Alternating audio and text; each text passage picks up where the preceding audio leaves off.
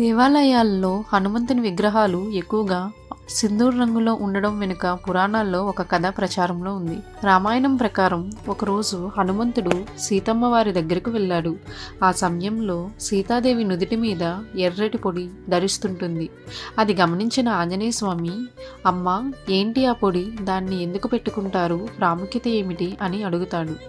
ఈ ప్రశ్నలకు సమాధానంగా హనుమ, ఇది సింధూరం, ఇది శ్రీరాముణ్ణి సంతోషపరుస్తుంది, సంపన్నమైన దీర్ఘాయువును ప్రసాదిస్తుంది, సకల ఐశ్వర్యాలు కలిగిస్తుంది అని వాయుపుత్రుడితో సీతమ్మ చెబుతుంది.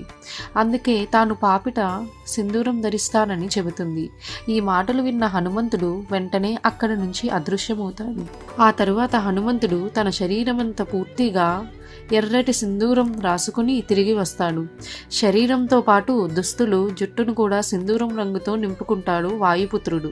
సింధూరం కప్పుకున్న హనుమంతుడు అలాగే రాముడు వద్దకు వెళ్తాడు. అది చూసి శ్రీరాముడు ఆశ్చర్యపోతాడు.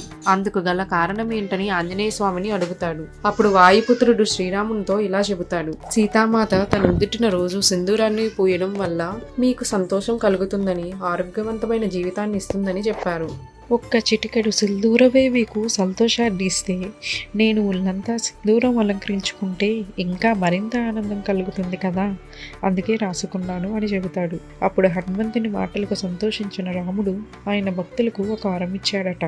ఎవరైతే హనుమంతుడికి పూర్తి సింధూరాన్ని పూసి పూజిస్తారో వారికి సంతోషకరమైన దీర్ఘాయువుతో పాటు కోరికలన్నీ నెరవేరుతాయని చెప్పాడట.